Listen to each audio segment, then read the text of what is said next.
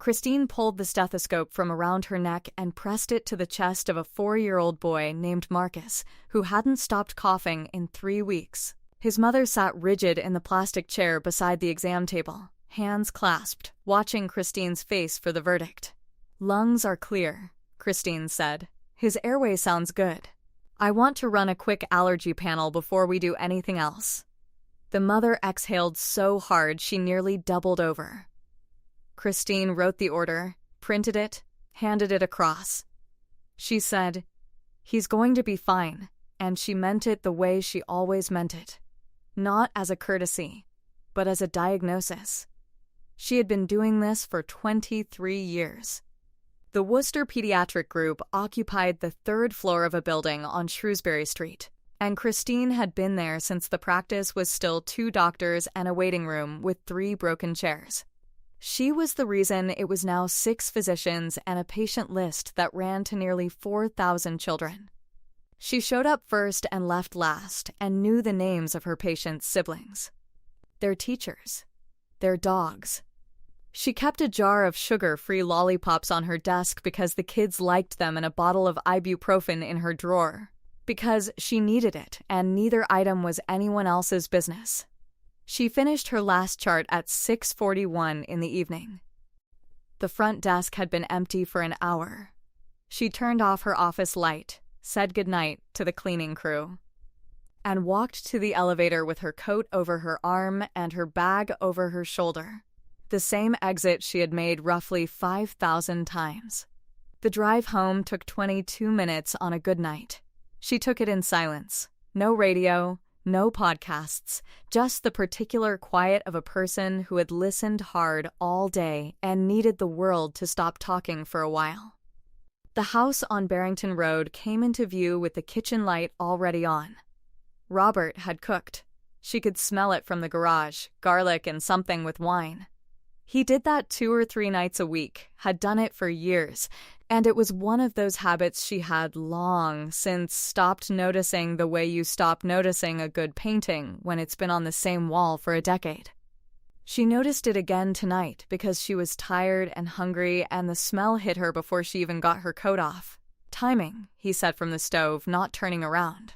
"I need exactly 4 more minutes. I need exactly 1 glass of wine before I'm human again." He pointed with the wooden spoon toward the open bottle on the counter. She poured and sat at the island and watched him finish whatever he was doing to the chicken. Robert Alderman was 54 and still moved in a kitchen with the particular confidence of a man who knew he was good at this. The same confidence he carried into a cath lab. He was broad across the shoulders and had the kind of face that improved with age, the jaw a little sharper, the gray at his temples making him look, if anything, more trustworthy. People noticed him in rooms. He had always been the one people noticed. She had noticed him at a hospital fundraiser in the fall of 2002. He was still doing interventional cardiology at Worcester Memorial then, working impossible hours for a salary that barely covered his loans. And she had been 3 years into building the pediatric practice that would eventually support both of them through choices neither could have predicted that night. The choice she hadn't predicted was his. 9 years into their marriage, he wanted out of the hospital system, wanted his own practice, wanted the autonomy that came with running something yourself. She understood it. She had done exactly that. What she had also done, without a great deal of ceremony, was move $400,000 out of the investments she had been quietly building since her late 20s, and put them into the build-out, the equipment, the first 2 years of operating costs for Alderman Cardiology Group. She had signed papers and then she had gone back to work, because the practice wasn't going to run itself and neither was his. That was 13 years ago. Alderman Cardiology now had 4 physicians, a full imaging suite, and a patient base that kept Robert fully occupied 5 days a week and occasionally on weekends. He was good. He was genuinely good. She had known he would be. "How was your day?" she said.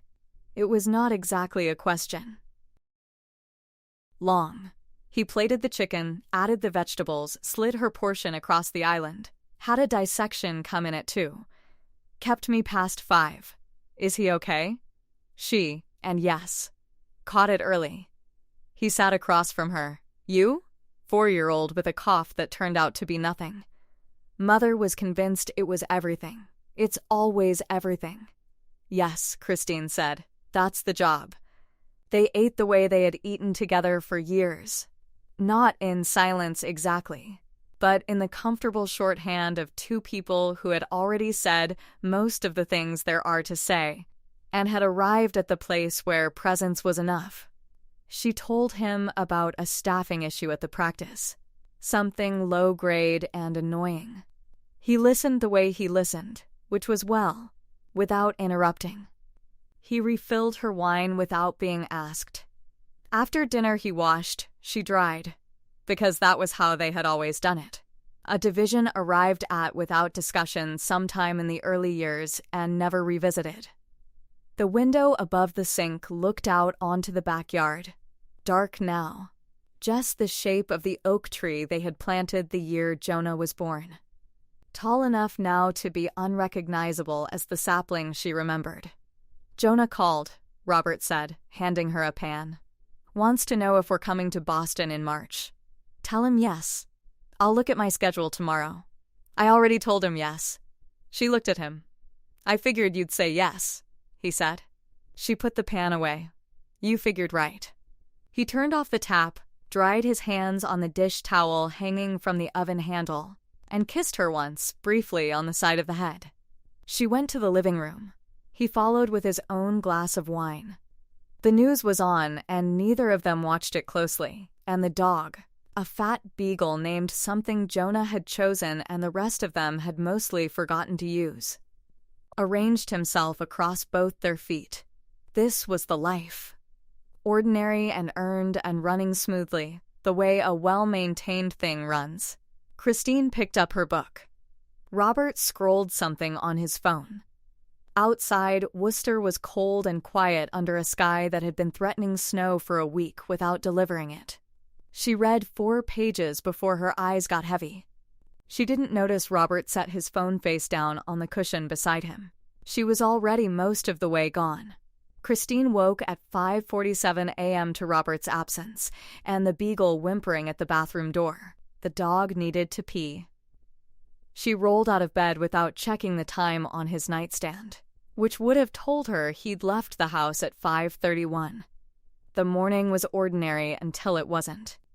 She showered, dressed in her white coat, packed a salad in a container with dressing on the side. Robert's coffee cup sat in the sink, lipstick on the rim. Christine picked it up and turned it in the light. Coral. She set it down. He must have worn something dark yesterday. She'd bought him a coral tie last spring. He never wore it. The drive to Shrewsbury Street took 20 minutes. She pulled into her space on the 3rd floor and locked the car. Harold Pruitt was already at his desk when she arrived. He was always there first, reading charts with a highlighter between his teeth. He nodded at her. She nodded back. The day moved through scheduled appointments like any other. 2 well visits, 1 ear infection, a kid with eczema flaring across his neck. At 11:34 a.m., her phone buzzed. Robert. Hey, he said. Hi, I'm going to be late tonight. Imaging equipment needs an upgrade at the suite. Meeting with the vendor at 4. Okay, there's salmon in the fridge. Just heat it. Sure, love you. He hung up. Christine stood in the doorway between her office and the waiting room, her phone still at her ear. The salmon would keep. She could make something else. She set the phone down and called the next patient. By evening, she'd examined 9 children and denied 1 antibiotics the mother had specifically asked for. The mother had argued. Always someone arguing when the answer was no. Christine explained the virus would clear on its own. The mother left frustrated. These moments passed. Tomorrow, that mother would be grateful. She stopped at the grocery store on the way home. The parking lot was crowded. She bought butter, asparagus, and a rotisserie chicken. At checkout, the cashier asked if she'd found everything. Christine said yes, though she hadn't really looked. The house was empty when she arrived. She changed out of her coat and into jeans. The salmon was exactly as Robert had described, thawed in the refrigerator, waiting. She opened the container and smelled it. Fresh. She could eat it cold or heat it. But heating seemed like effort. Instead, she put the rotisserie chicken on a cutting board and tore meat from the breast. Robert texted at 6:18 p.m. Still at the office. Should be done by 8. Don't wait. She ate the chicken with the asparagus. The beagle sat at her feet, hoping for something to fall. Nothing did. She was careful around him. At 7:42 p.m., she opened the laptop to check email. Harold had sent a message about a patient she'd referred for a cardiac workup. The child's echo had come back clear. Good news. She was replying when another tab opened, something Robert had left running. Drayton Foods, a website for a company she didn't recognize. She closed it without reading anything. Robert sometimes researched investments. The man read finance blogs on his phone. He was always looking at something new. She was putting dishes away when her phone rang. Jonah, hey Mom. Hi, sweetheart. How was work? Fine. Dad said we're going to Boston in March. That's right. Should be nice. I'm going to book us an Airbnb. Something with a kitchen so we're not eating out every night. They talked about dates and neighborhoods. Jonah had opinions about where they should stay. Christine half listened and half washed the pan Robert had used to cook dinner the night before. It was already clean. She washed it anyway.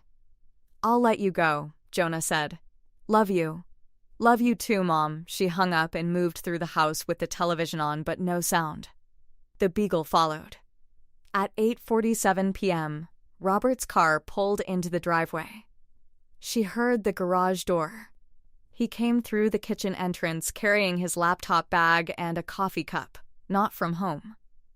The cup was from the hospital cafeteria. A brown disposable cup with a white sleeve. He kissed her on the cheek. His skin was warm. Long day, he said. The equipment upgrade? Yeah, took longer than expected. Had to wait for the rep to explain the new software. He set the cup on the counter. Christine looked at it, then away. Did you eat? She asked. At the hospital. He went upstairs to change. She picked up the coffee cup and checked the timestamp printed on the sleeve, 6:34 p.m. The meeting had supposedly started at 4. She set the cup down exactly where he'd left it, as if she'd never touched it. Robert came back down in shorts and a t-shirt. He sat on the couch beside her. The television played something about home renovations. Neither of them was watching. His phone buzzed twice. He glanced at it and slipped it into his pocket without responding. At 10:15 p.m., they went to bed. The beagle jumped up and settled on his side of the mattress, then on hers, then on his again. Robert's breathing deepened. Christine lay still in the dark, her eyes open, the salmon and asparagus and rotisserie chicken still sitting in her stomach like stones that wouldn't move. Christine pulled the Brookline bank statement from the pile of envelopes on the kitchen counter. Paper thin, business white, addressed to Robert Alderman, supplemental cardholder. She was still wearing her work clothes. The beagle was asleep in the sunroom. The first page was routine. The second page stopped her. Beauty Collective, $340. June 14th. Beauty Collective, $280. June 28th. Cartier, $2,847. July 9th. Beauty Collective, $310. July 22nd. Zales Jewelers, $1,650. August 2nd. She read the list twice. The card was supposed to be for conferences and meal expenses. Travel, medical supplies when he was away. She'd set it up 7 years ago. She'd never received a single statement showing Beauty Collective or Cartier or Zales. Christine set the paper on the granite counter and walked to the sink. She filled a glass with water and drank it standing up.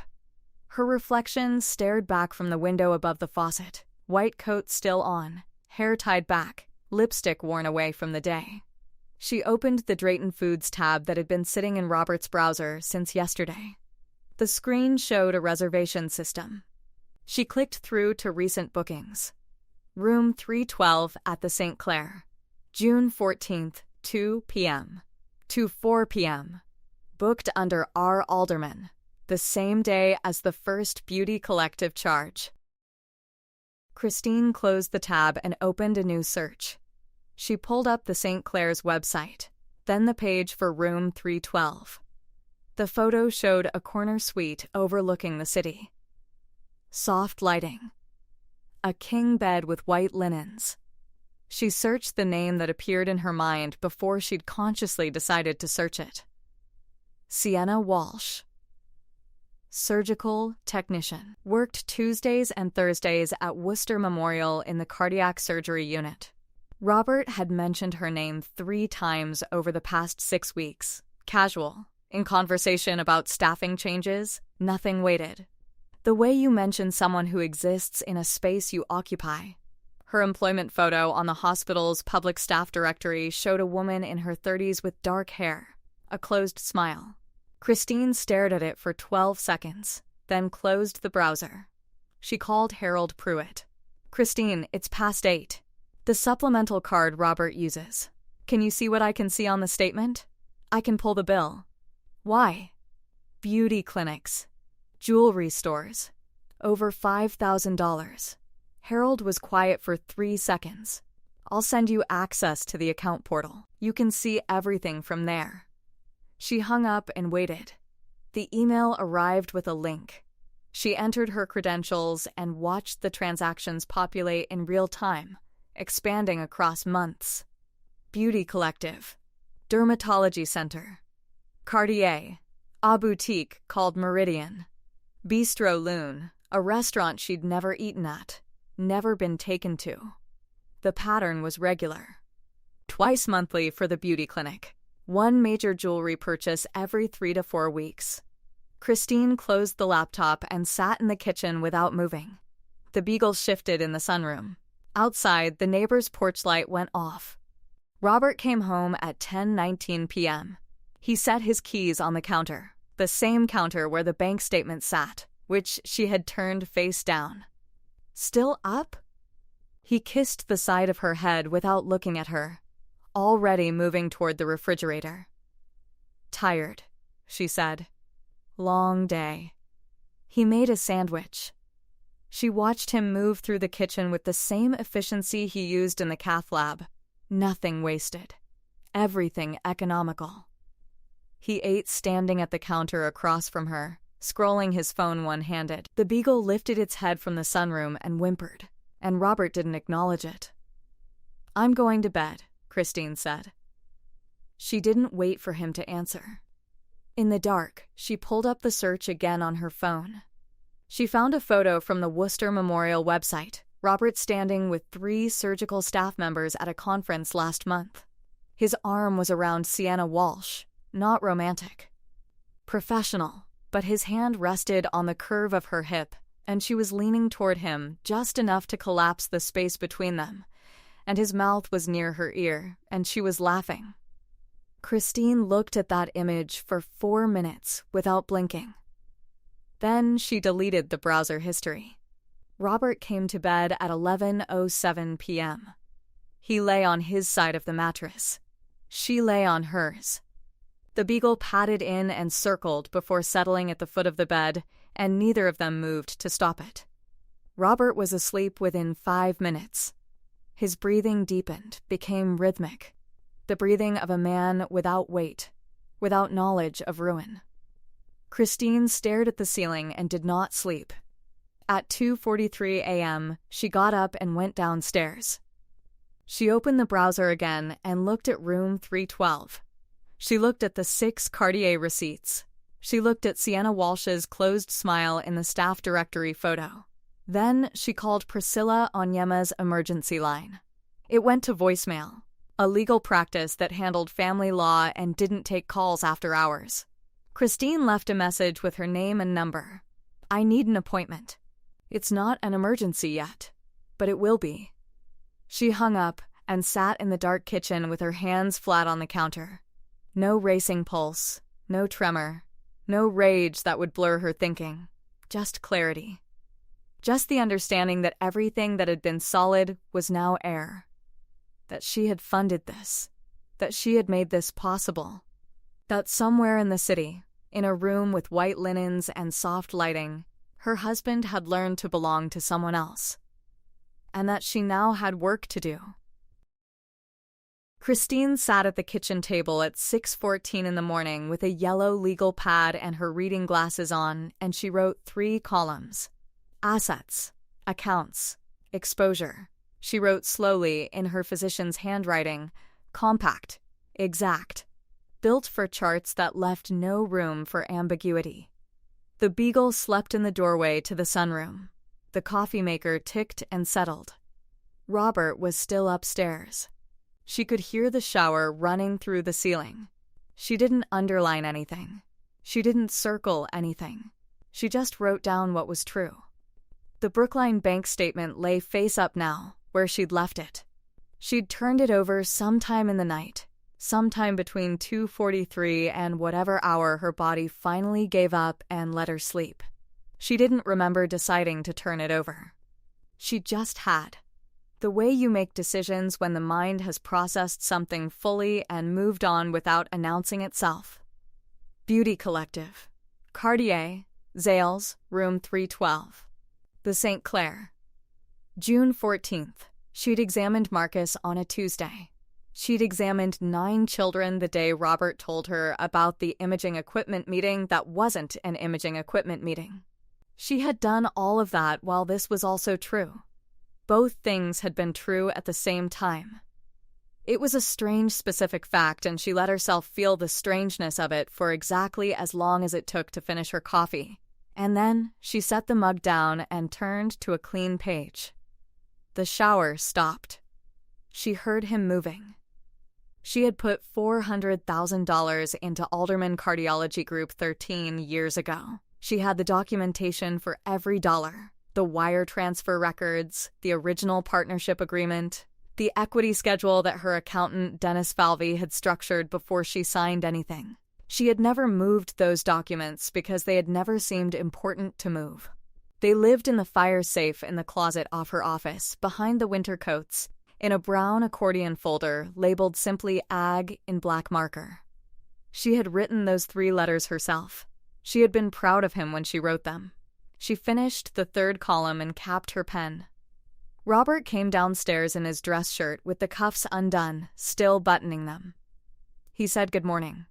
He went to the coffee maker. She said good morning back, and her voice came out exactly as it always did, measured, unhurried, because she had been trained since medical school to give people news they weren't ready to hear in a tone that didn't add to the harm.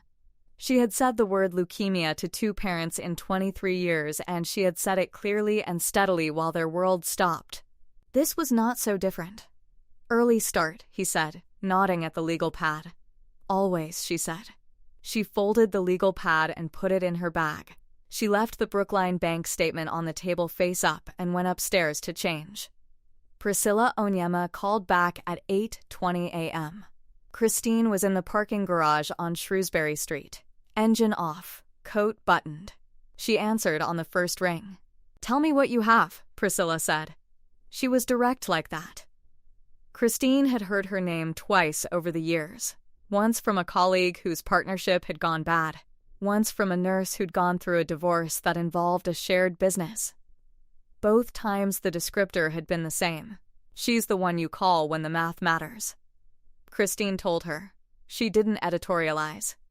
She gave her the charge dates, the amounts, the Drayton Foods reservation, the Brookline bank card structure, the equity schedule, the $400,000. She gave her Sienna Walsh's name because it was relevant to timeline.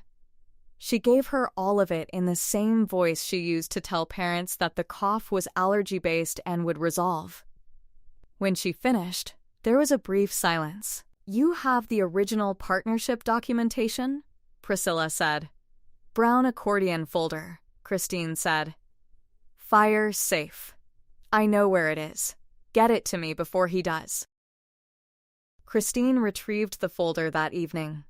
Robert was at the hospital.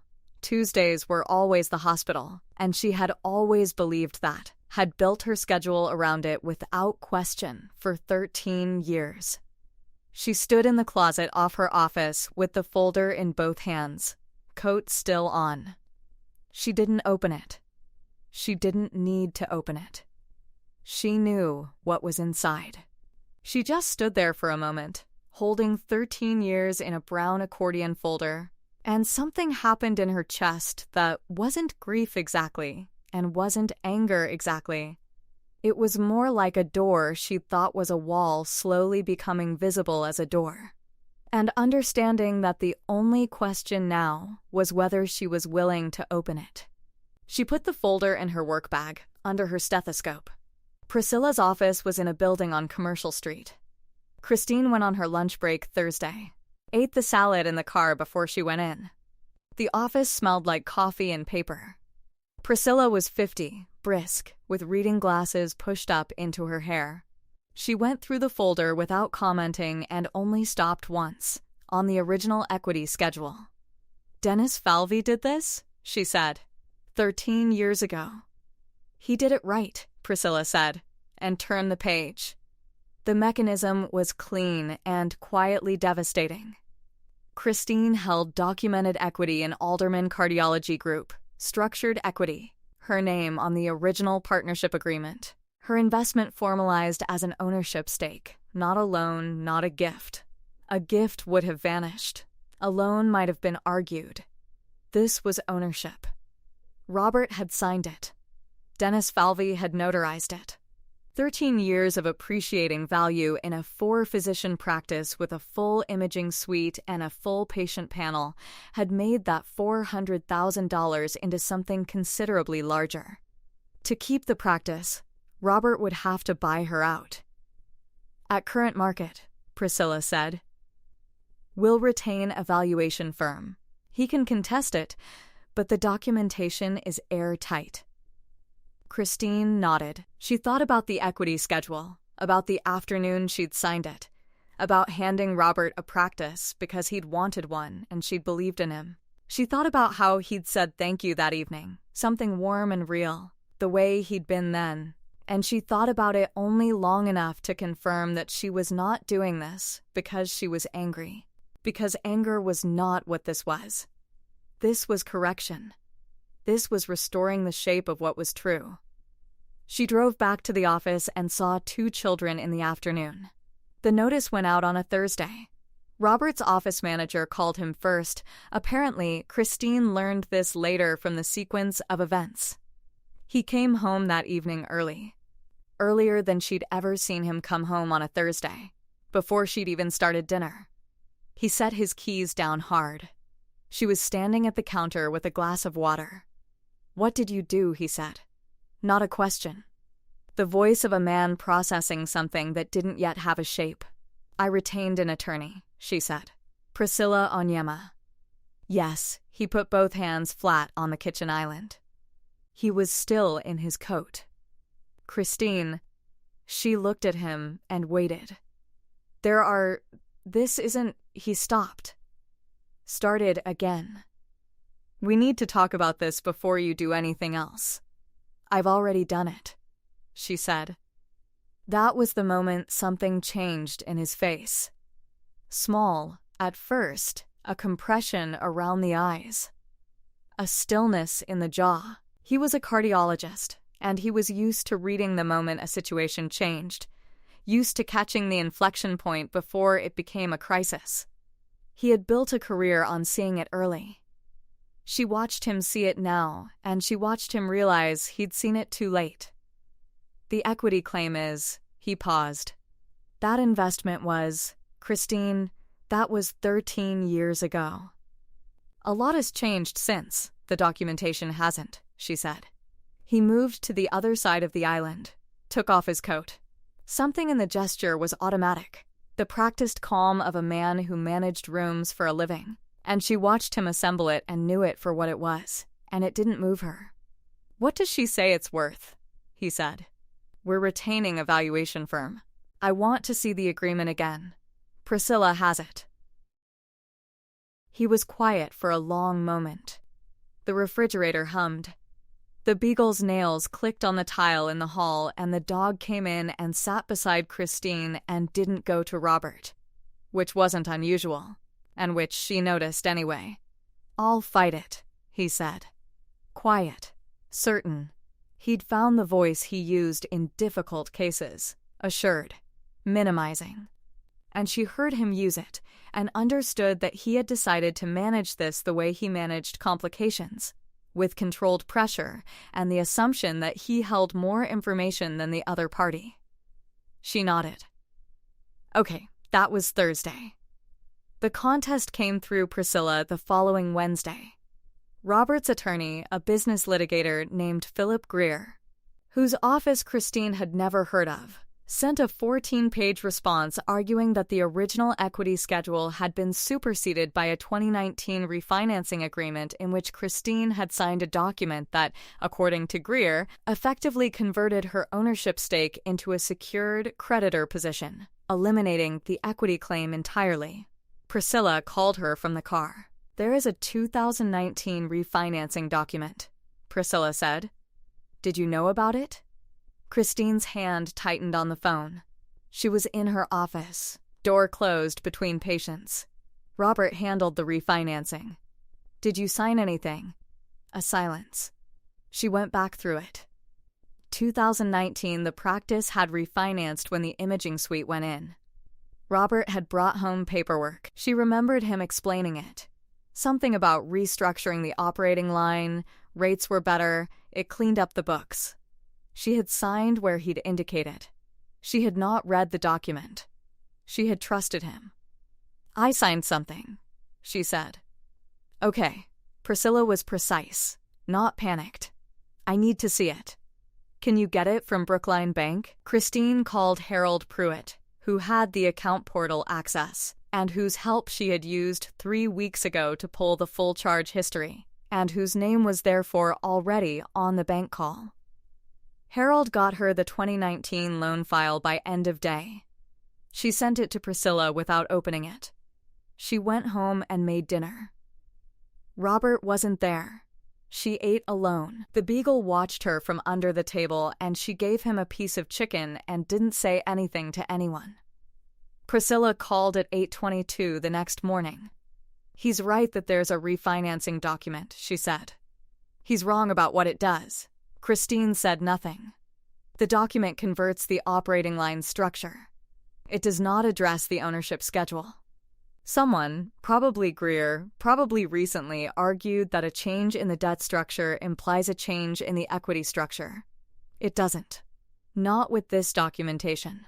The equity schedule has a specific clause, paragraph 7, the protection language, that states explicitly that it survives any subsequent debt restructuring, unless modified by a separate signed agreement addressing equity specifically. There is no such agreement. Dennis Falvey put that in, Christine said.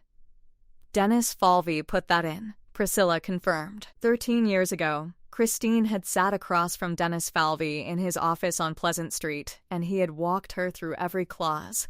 And she had read paragraph 7 and asked what it meant, and he had said it means the equity survives no matter what else changes, and she had said good, and signed it.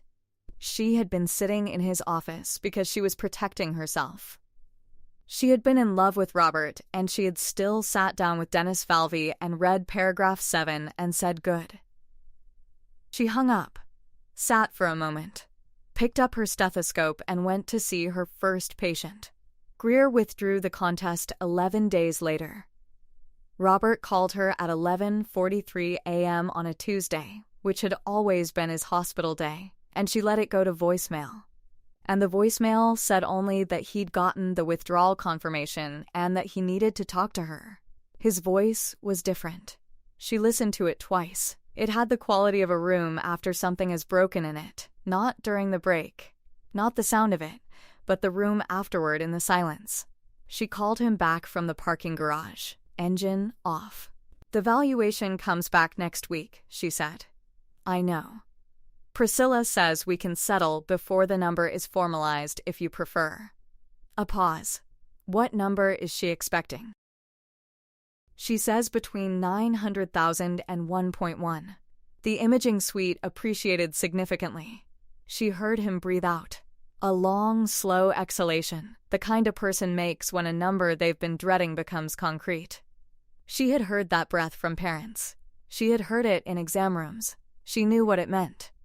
It meant the thing that had been shapeless had just gotten a shape, and the shape was larger than they had prepared for. "Christine," he said. "Robert, I want to explain. I don't need you to," she said. Another silence. She looked through the parking garage windshield at the concrete pillar in front of her, at the oil stain on the floor, at the way the light came in gray and flat from the ramp opening. She had driven into this garage on 23 years of workdays. She knew the sound it made when she turned the engine off. She knew the particular quality of its silence. "You knew," he said. It wasn't a question. He was putting it together in real time, and she could hear it, the sequence becoming visible to him, the timestamps, the statement, the attorney retained before he'd had any idea. "You knew before I've said what I needed to say," she said. "How long?" She didn't answer that. The valuation came back at 1.1 million. Christine's attorney sent the settlement demand. The number sat on Robert's desk in his office in the practice she had built for him.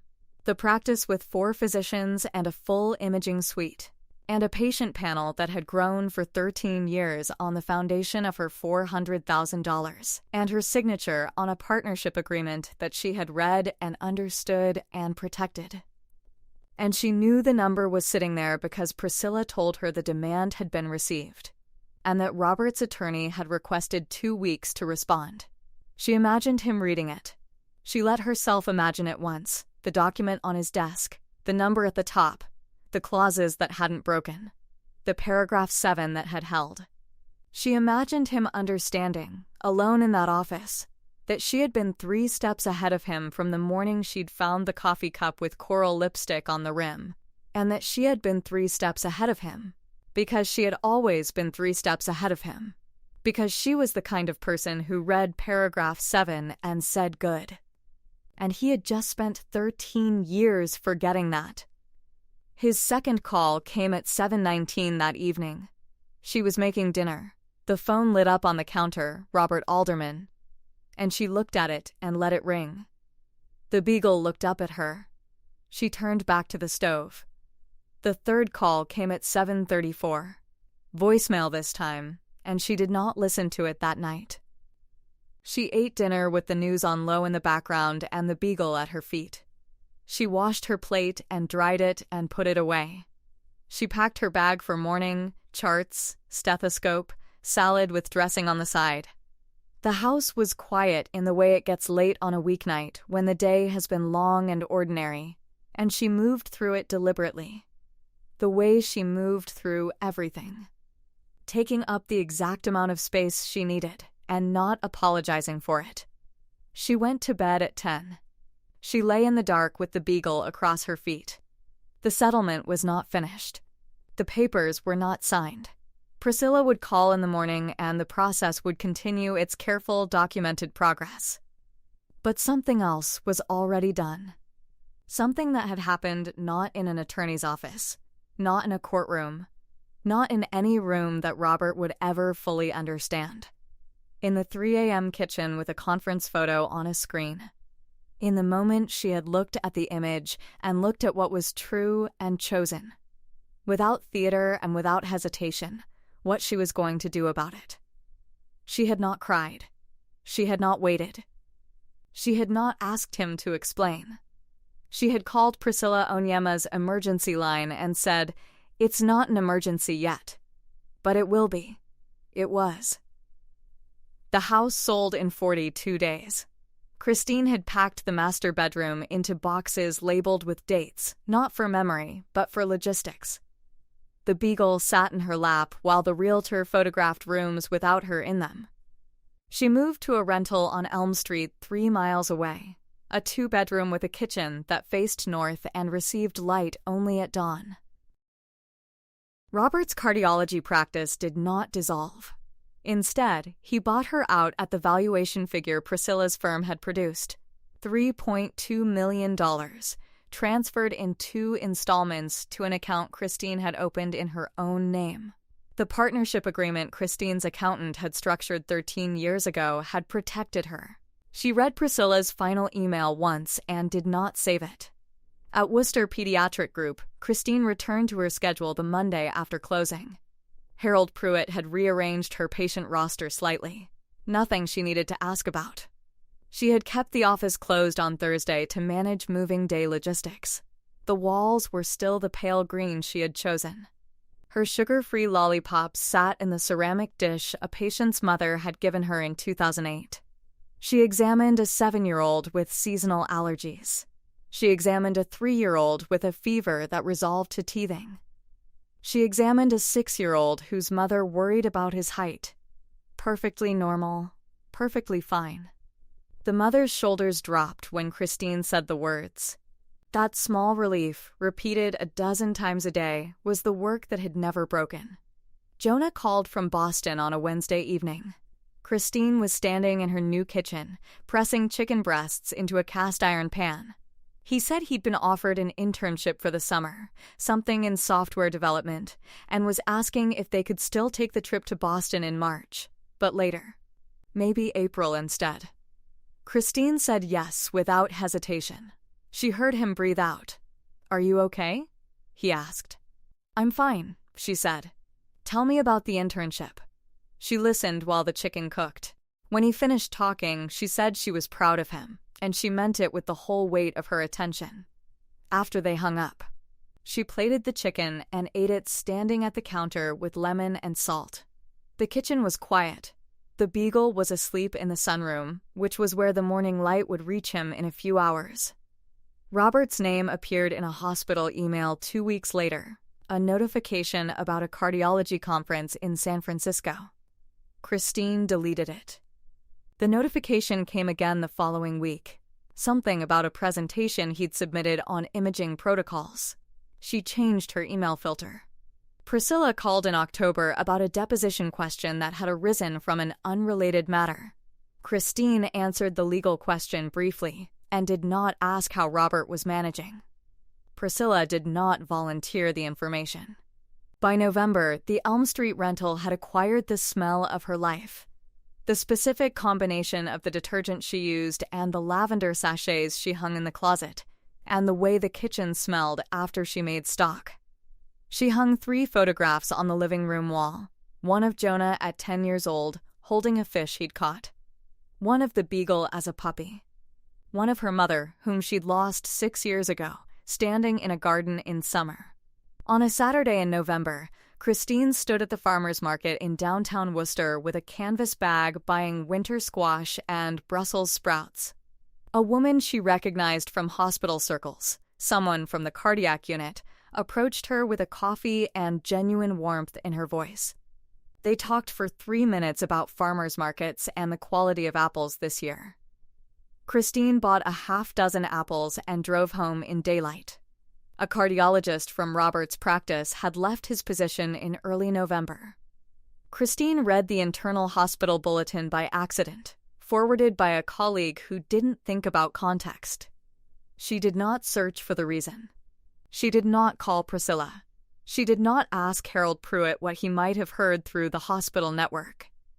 Instead, she made a note to buy milk on her way home. The beagle turned 11 in December. Christine bought him a new bed with higher sides for his joints and placed it by the window in the sunroom where the light came early. He settled into it and slept better. She noticed the difference in how he moved. Less stiffness, fewer pauses before jumping onto the sofa. Small shifts, real ones. On a Monday morning in late January, Christine stood in her kitchen drinking coffee and looking at the calendar. Her day was booked solid, 8 children between 9 and 5, with lunch at her desk and 20 minutes for patient notes. She had bought good bread from the bakery on Shrewsbury Street. She had a patient whose fever had subsided, and whose mother would arrive today relieved. She had a daughter whose growth curve had shifted into normal range and whose father would cry when she told him the good news. She set her cup in the sink and stood for a moment with her hands on the counter. The light was moving across the floor. It was January, and the air was clean and sharp, and there was nothing in her chest that required managing. She breathed in. She breathed out. She picked up her keys and left for work. If you made it this far, you already know why this channel exists. See you tomorrow.